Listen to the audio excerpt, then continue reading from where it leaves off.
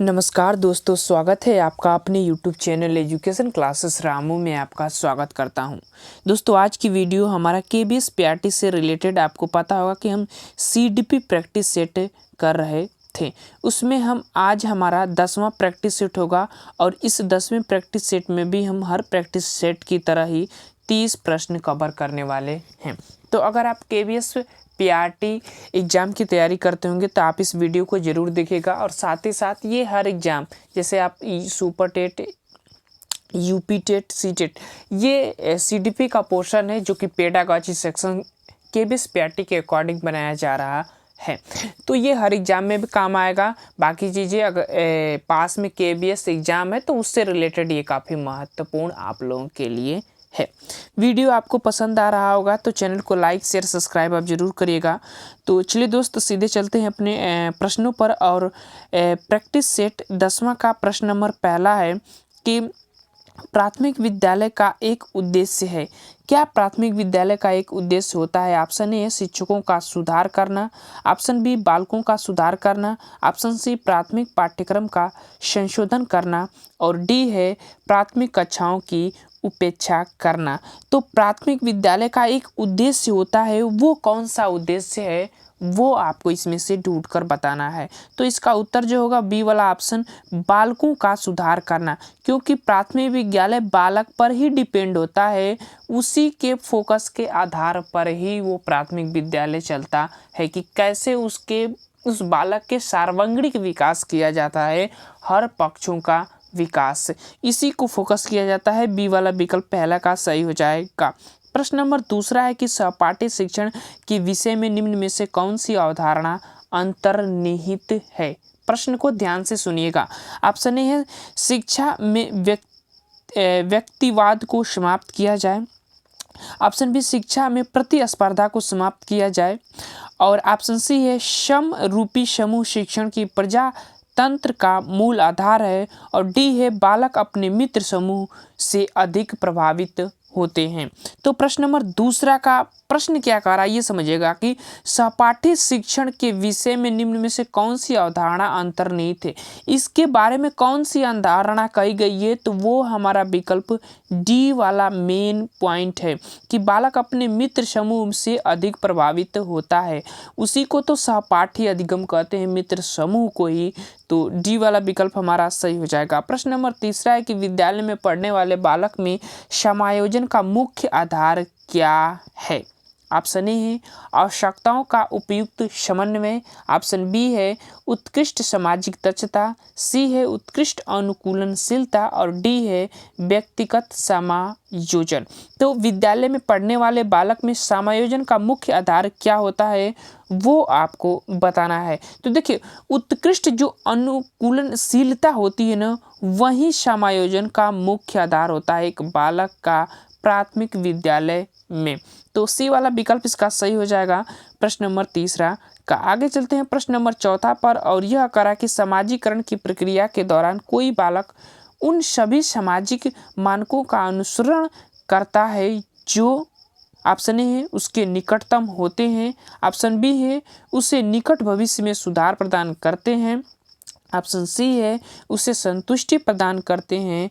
और option D है, उसके प्रेरकों को शांत करते हैं। तो वो कौन सा सामाजिक कारक है? वे सभी कारक हैं जिसका बालक अनुसरण करता है। प्रश्न नंबर चौथा विकल्प हमारा जो सही होगा वो होगा सी वाला विकल्प। उसकी जो संतुष्टि होती है ना, उसको अगर वो संतुष्ट करते हैं बालक, मतलब कि जो भी सामाजिक मानक होते हैं उसके आसपास, अगर वो उसको संतुष्ट प्रदान करते हैं तो उन सभी का वो अनुसरण करता है। सी वाला विकल्प चौथा का सही हो जाएगा। प्रश्न नंबर पांचवा है कि नकारात्मक संवेगों का नियंत्रण करने हेतु उपयुक्त साधन है। कौन सा साधन है जो नकारात्मक संवेगों को नियंत्रित कर सकता है? ऑप्शन ए है, नकारात्मक प्रतिक्रिया उत्पन्न करने वाले उद्दीपकों को एक एक करके पृथक कर दिया जाए। ऑप्शन बी है, अन्य व्यक्तियों से परामर्श दिया जाए जो मिलते जुलते संवेगों के पूर्व शिकार हो चुके हों। ऑप्शन सी है, सदैव प्रसन्नतावादी कार्यों में लिप्त रहा जाए। और डी है, नकारात्मक चिंतन का परित्याग किया जाए। तो नकारात्मक संवेगों का नियंत्रण करने का उपयुक्त साधन क्या होता है, वो आपको इसमें से बताना है। प्रश्न नंबर 5 का हमारा जो विकल्प होगा वो होगा सी वाला। अगर आप नकारात्मक संवेगों को नियंत्रित करना चाहते हैं तो आप सदैव प्रसन्नताई कार्यों में लिप्त रहिए, तभी आप उस नकारात्मक संवेगों को नियंत्रण पा सकते हैं। तो 5वां का हमारा सी वाला विकल्प सही हो जाएगा, ध्यान रखिएगा। प्रश्न नंबर 6वां है कि बालक की अवांछनीय रुचियों को समाप्त करने के लिए निम्न में से क्या कार्य किया जाना चाहिए। अवांछनीय रुचि जो उसकी गतिविधियों के विपरीत हो, जो गलत हो, उसी को अवांछनीय रुचि कहते हैं। अब उनको समाप्त करने के लिए आपको क्या किया जाना चाहिए, आपको कौन सा कार्य करना चाहिए। ऑप्शन ए है उनकी रुचि संबंधी अभ्यास एवं पुनरावृत्ति के अवसर तत्काल प्रभाव से समाप्त कर दिया जाए। ऑप्शन बी है उन्हें उन प्रभावों प्रेरकों द्वारा प्रतिस्थापित कर दिया जाए। और ऑप्शन सी है जब तक बालक परिपक्वता तक पहुँचे प्रतीक्षा की जाए। और ऑप्शन डी है अभ्यास को दंड के प्रभाव से दबाया जाए। तो दंड तो कभी आप नहीं लगा सकते, तो 6वां का तो डी वाला तो हो नहीं सकता।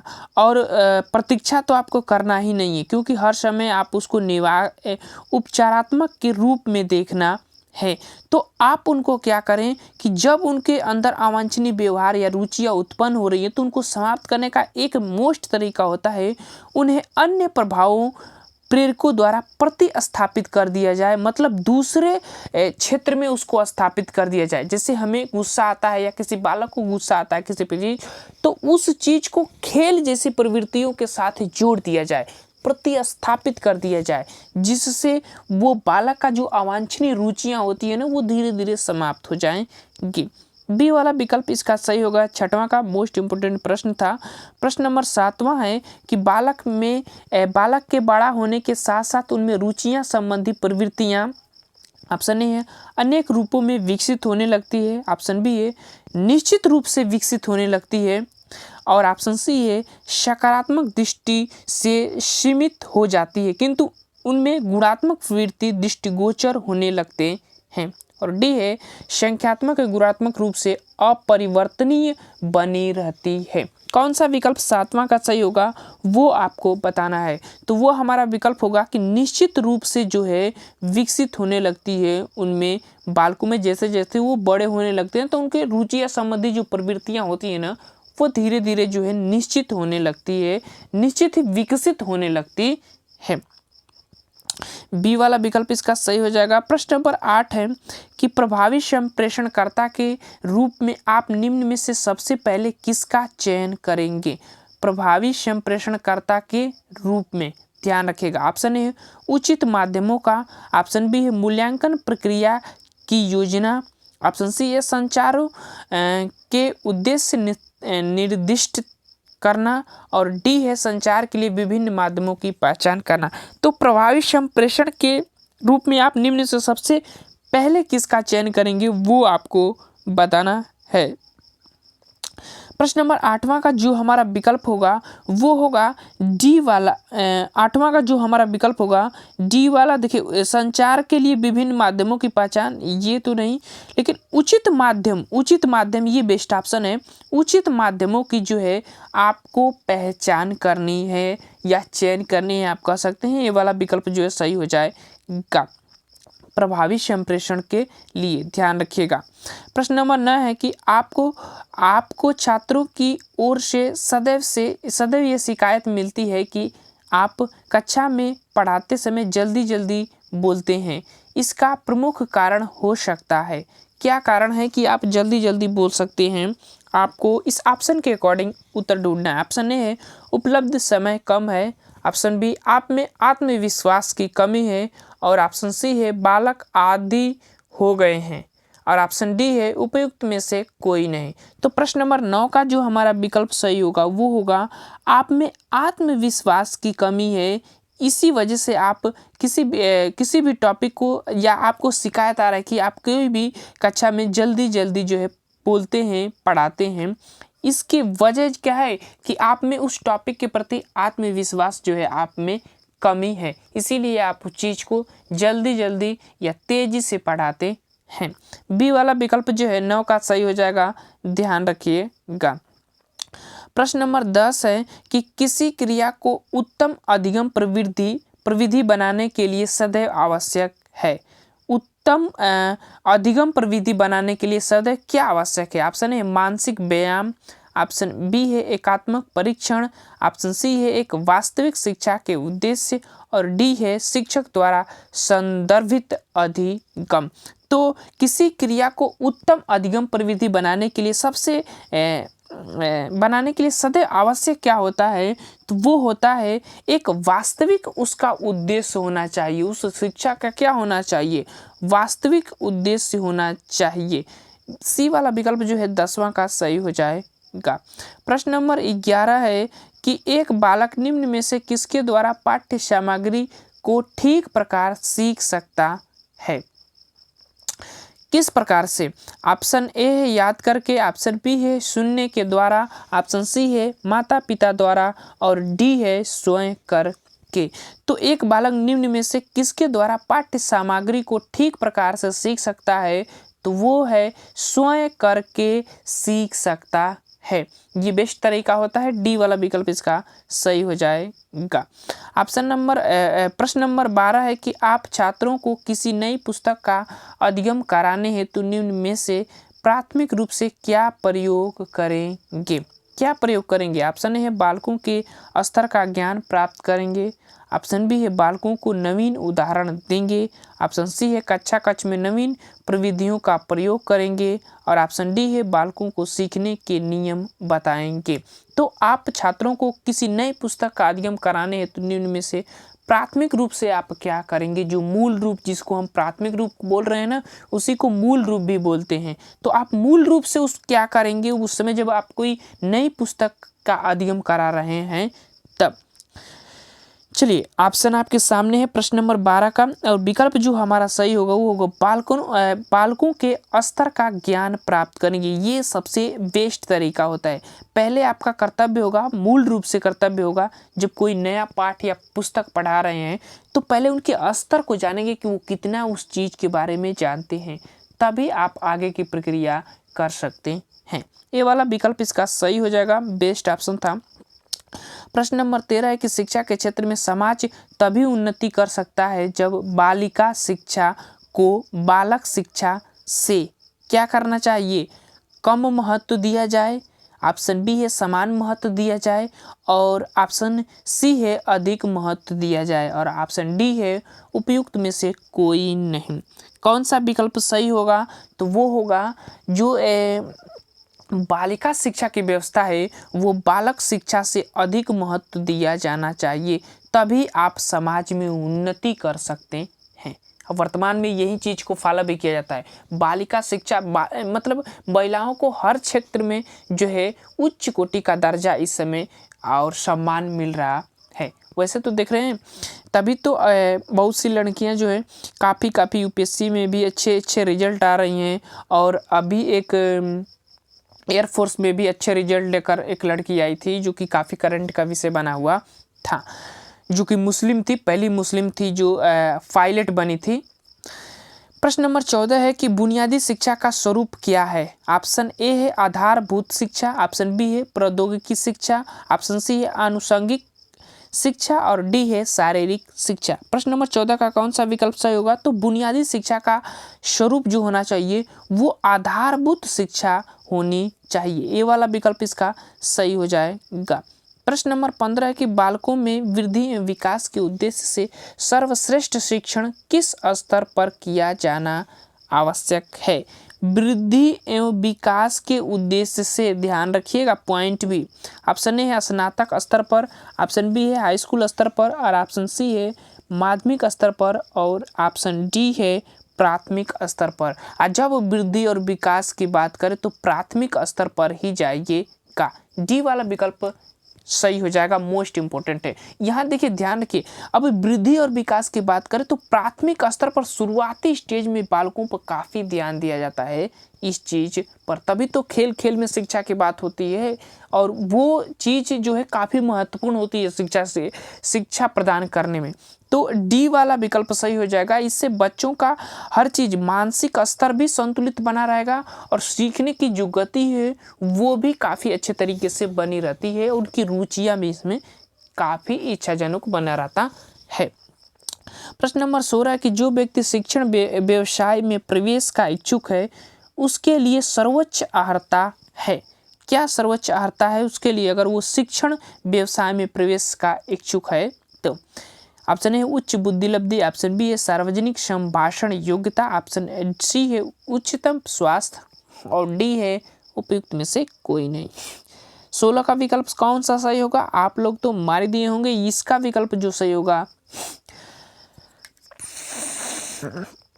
बी वाला विकल्प सार्वजनिक संभाषण योग्यता जो है ये महत्वपूर्ण होता है अगर आप शिक्षण व्यवसाय में प्रवेश का इच्छुक हैं तो।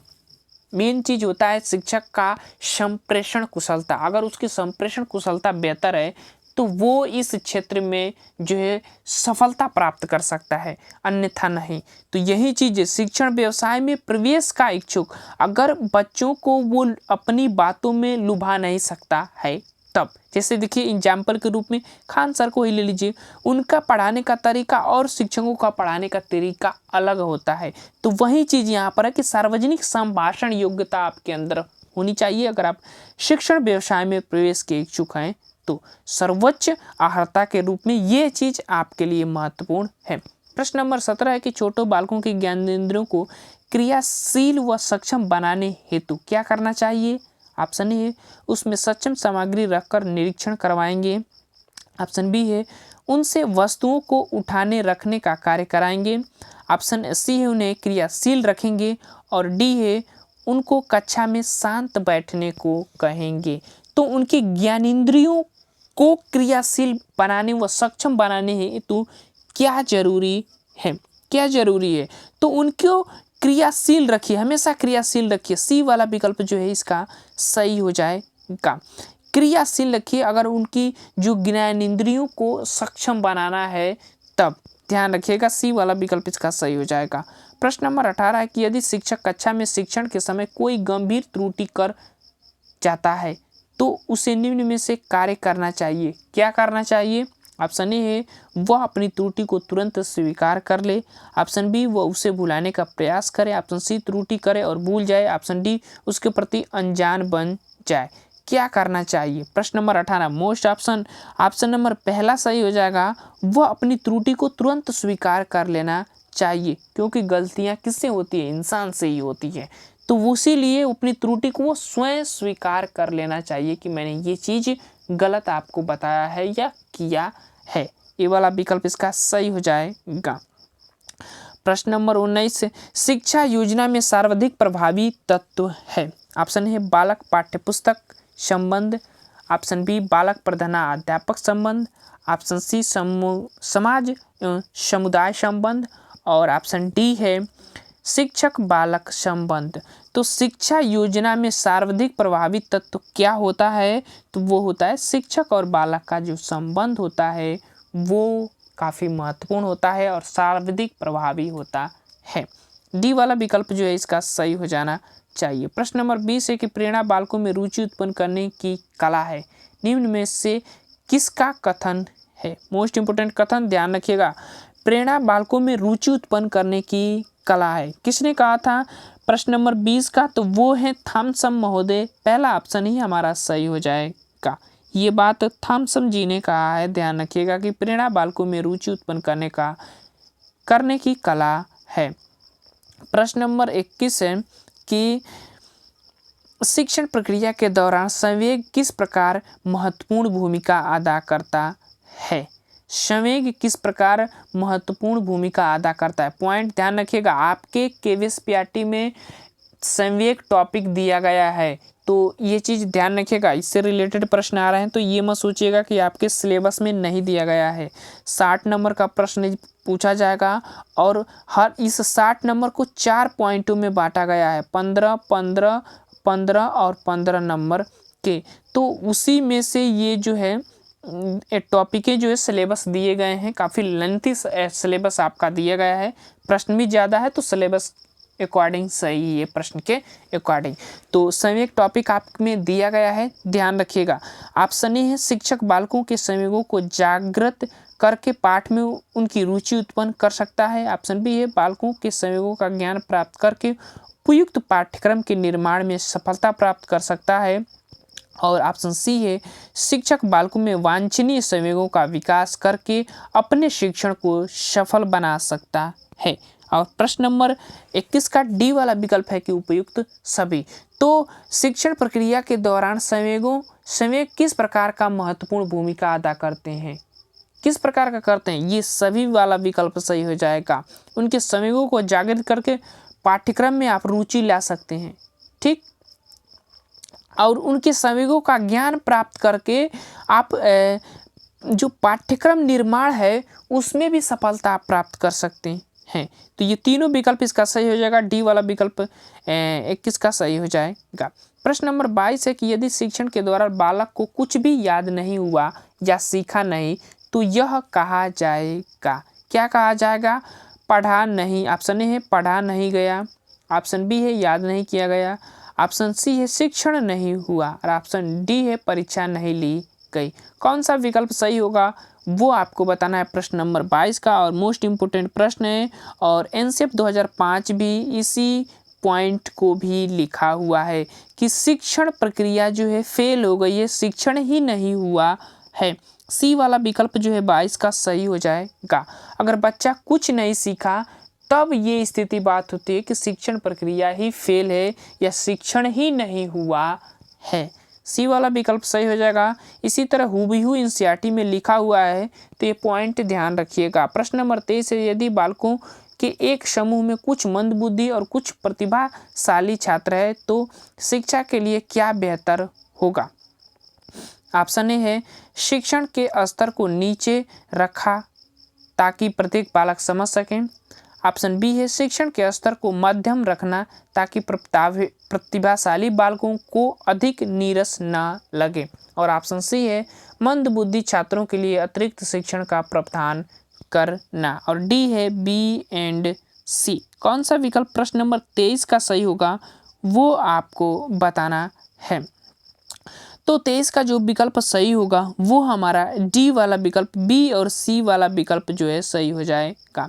मंदबुद्धि छात्रों के लिए अतिरिक्त शिक्षण का प्रदान करना चाहिए।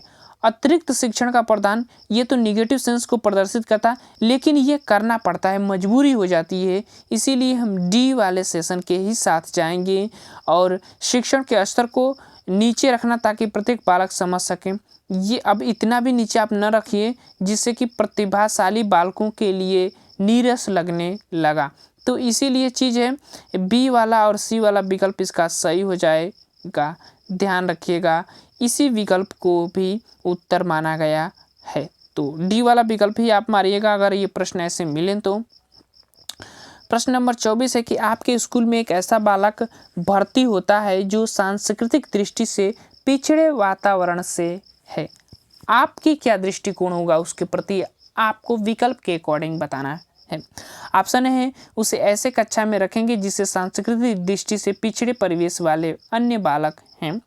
ऑप्शन बी है किसी अध्यापक को उस बालक के पिछड़े सांस्कृतिक परिवेश की जानकारी प्राप्त करने के लिए भेजेंगे।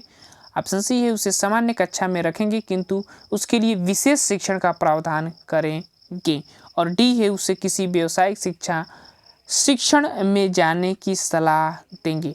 प्रश्न नंबर 24 का जो हमारा विकल्प सही होगा वो होगा सी वाला विकल्प, उसे सामान्य कक्षा में रखेंगे। बताइए ना, सामान्य कक्षा में जहाँ पर प्रतिभाशाली बालक और विशिष्ट बालक दोनों रहते हों, ठीक है ना, सामान्य बालक और विशिष्ट बालक और प्रतिभाशाली, मतलब हर प्रकार के बालक जहाँ रखते हैं वहाँ उनको रखेंगे किंतु विशेष शिक्षण का प्रावधान उनके प्रति किया जाएगा।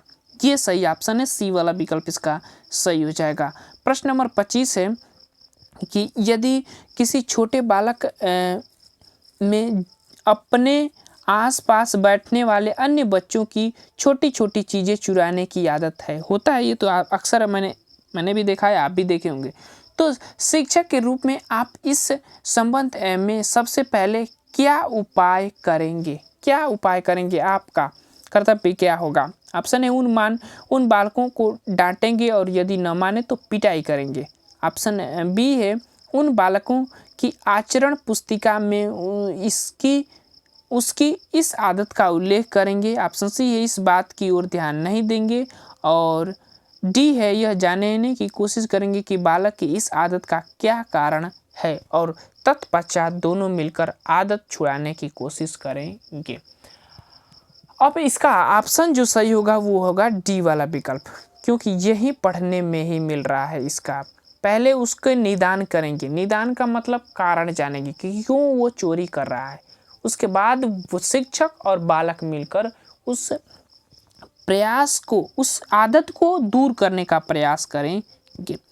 डी वाला विकल्प सही हो जाएगा। पिटाई नहीं करना है, ध्यान नहीं देना है, ये वाली बात भी गलत है और उल्लेख तो ये करना ही नहीं है। ठीक है, आगे चलते हैं। प्रश्न नंबर 26, प्राचीन अनुबंधन को किस अन्य नाम से जाना जाता है? ऑप्शन ए है नैमित्तिक अनुबंधन, ऑप्शन बी है क्रिया प्रसूत अनुबंधन और सी है पवलोवियन अनुबंधन। प्रश्न नंबर 26 का जो हमारा विकल्प सही होगा वो होगा, अच्छा ये देखिए, ये पावलाव का सिद्धांत है जिसको प्राचीन अनुबंधन के नाम से भी जाना जाता है। क्लासिकल कंडीशनिंग थ्योरी जिसको आप कहते हैं, उसी को हम पावलोवियन अनुबंधन भी कहते हैं। तो सी वाला विकल्प इसका सही हो जाएगा। 26 का सी वाला विकल्प। नैमित्तिक अनुबंधन और क्रिया प्रसूत अनुबंधन एक ही है, तो ध्यान रखिएगा स्किनर का। बाकी सी वाला विकल्प हमारा सही हो जाएगा। प्राचीन अनुबंधन पावलाव के सिद्धांत को ही कहा जाता है। प्रश्न नंबर 27 है कि अर्जित प्रेरकों में से निम्न में से क्या विशेषता पाई जाती है? अर्जित प्रेरकों में ऑप्शन है जीवन लक्ष्य व मनोवृत्ति, मद व्यसन और सी है आदत की विवस्था और डी है ये सभी। 27 का जो हमारा विकल्प सही होगा ये सभी वाला विकल्प इसका सही हो जाएगा। प्रश्न नंबर 28 है कि आधुनिक शिक्षा व्यवस्था के विषय में निम्न में से क्या सत्य है? ऑप्शन ए है बालकों को व्यवसायिक बनाती है, ऑप्शन बी है बालक का समाजीकरण करती है, ऑप्शन सी है बालकों को व्यवसायिक ज्ञान नहीं देती है, ऑप्शन डी है बालकों को आध्यात्मिक बनाती है। तो आधुनिक शिक्षा व्यवस्था के विषय में ये कौन सा विकल्प सही है वो आपको बताना है। तो दो आधुनिक शिक्षा व्यवस्था बालकों को व्यवहारिक ज्ञान नहीं देती है, ये वाला विकल्प जो है सही हो जाएगा। सी वाला विकल्प जो है इसका सही हो जाएगा। बालकों को व्यवसायिक बनाती है, बालकों का समाजीकरण करती है, आध्यात्मिक बनाती है, ये भी सही हो जाएगा। डी सी वाला विकल्प जो है 28 का सही हो जाएगा। प्रश्न नंबर 29 है कि बालकों में तथ्यों को रटने की आदत पाई जाती है, इस आदत के परिणाम स्वरूप क्या होता है? बहुत अच्छा प्रश्न है, ये ध्यान रखिएगा। ये सीटेट में कई तरीके से इस प्रश्न को पूछा जाता है, घुमा फिरा कर। तो देखिए, जब कोई बालक रटना स्टार्ट कर देता है, मतलब कोई भी चीज़ को ज़्यादातर वो रटता है, तो इससे होता क्या है ना कि उसके मौलिक चिंतन की जो शक्ति होती है वो कमज़ोर हो जाती है और इससे बाधा पड़ती है। सी वाला विकल्प जो है सही हो जाएगा। पॉइंट ध्यान रखिएगा, कई बार ये एग्जाम में ऐसे प्रश्न बने हुए हैं। प्रश्न नंबर 30 है कि निम्न में से किस मनोवैज्ञानिक संप्रदाय ने अंतर्दृष्टि द्वारादियों को विशेष महत्व दिया? तो अंतर्दृष्टि की बात कौन करता है? सूझ की बात कौन करता है? गेस्टाल्टवादी पढ़ते हैं।